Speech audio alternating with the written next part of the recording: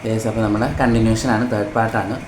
അപ്പം നമ്മുടെ ഡോഗിനെ മാക്സിമം അങ്ങനെ ഓടാനോ ചാടാനോ ആയിട്ട് വിടാതെ നമ്മൾ എപ്പോഴും നോർമലായിട്ട് ഡോഗിനെ അധികം എന്നുവെച്ചാൽ നമ്മൾ കെയർ ചെയ്യണം. പക്ഷേ ഇവർ കളിക്കുന്ന ഇതിന് നമ്മൾ ഒരുപാട് മോട്ടിവേറ്റ് ചെയ്യാണ്ടിരിക്കുക.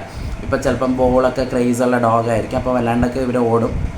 അപ്പോൾ അതൊക്കെ ഒന്ന് നിങ്ങളൊന്ന് ശ്രദ്ധിച്ചാൽ മാത്രം മതി. അവരായിട്ട് തന്നെ ഇരിക്കട്ടെ. പിന്നെ ഇതിന് വേണ്ടിയിട്ട് മാത്രം നിങ്ങൾ ഒരുപാട് അഡീഷണൽ മെഡിസിൻ കൊടുക്കണ്ട. യൂഷ്വലി എന്ത് ഫുഡാണോ നിങ്ങൾ കൊടുക്കുന്നത് ആ ഫുഡ് തന്നെ കണ്ടിന്യൂ ചെയ്യാൻ. മെഡിസിൻ എന്തെങ്കിലും കൊടുത്തുകൊണ്ടിരിക്കുന്നതാണെന്നുണ്ടെങ്കിൽ അത് കൊടുക്കാം, നിങ്ങൾക്കത് കുഴപ്പമില്ല. പിന്നെ അതുപോലെ തന്നെ നിങ്ങൾക്ക് അഡീഷണൽ എന്തെങ്കിലും കൊടുക്കണമെന്നുണ്ടെങ്കിൽ വൈറ്റമിൻ സിറപ്പ്, നിങ്ങൾക്ക് കോട്ട് കണ്ടീഷന് വേണ്ടിയിട്ടുള്ള നമ്മുടെ ഫിഷ് ഓയിൽസ് അങ്ങനത്തെ ഒക്കെ നിങ്ങൾക്ക് കൊടുക്കാം.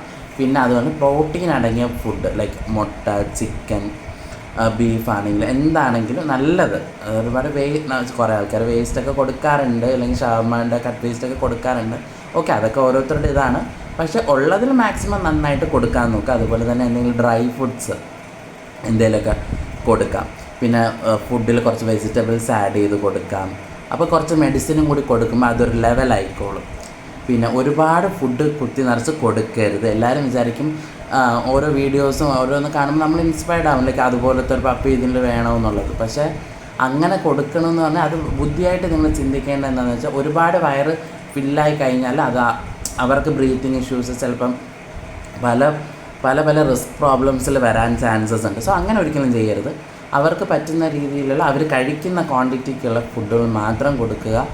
ഇവർക്കൊരു ഫുഡിൻ്റെ അളവ് കൂട്ടേണ്ടി വരും. അത് ഈ സ്റ്റാർട്ടിങ് സ്റ്റേജിലല്ല, ഒരു 40-45 ഡേയ്സിന് ശേഷമാണ്, അല്ലെങ്കിൽ ഒരു 30 ഡേയ്സിന് ശേഷമൊക്കെ ആയിരിക്കും നിങ്ങൾ കുറച്ചും കൂടി ഫുഡ് ഇവർ കഴിക്കുക. ഇപ്പോൾ ആദ്യമൊക്കെ കുറച്ച് ലേസിനെസ് വേണം. പിന്നെ സിംറ്റംസ് ഓഫ് പ്രഗ്നൻസി എന്ന് പറയുന്നത് വൊമിറ്റിങ്. പിന്നെ വൊമിറ്റിങ് ഒരു 2 വീക്സൊക്കെ കഴിഞ്ഞ് കഴിഞ്ഞാൽ ഇവർക്ക് വൊമിറ്റിംഗ് ഉണ്ടാവും. പിന്നെ കുറച്ച് ടയർഡ്നെസ് ആയിരിക്കും. എന്താ പറയുക, നമുക്ക് വയറിൻ്റെ അവിടെ ഒരു ചേഞ്ചസ് വരും. വയറിൻ്റെ അവിടെ ചെറിയൊരു കുടവയറ് പോലെയൊക്കെ വരും. നിപ്പിൾസിൻ്റെ അവിടെ ശരിക്കും ഒരു എക്സാമ്പിൾ കാണിച്ചാൽ, ഇപ്പോൾ ഇതാണ് അവരുടെ ഒരു നിപ്പിൾ സൈസ് എന്നുണ്ടെങ്കിൽ അത് കുറച്ചും കൂടി ഇത്രയും ഒരു എൻലാർജ്മെൻറ്റ് അവിടെ ഉണ്ടാവും.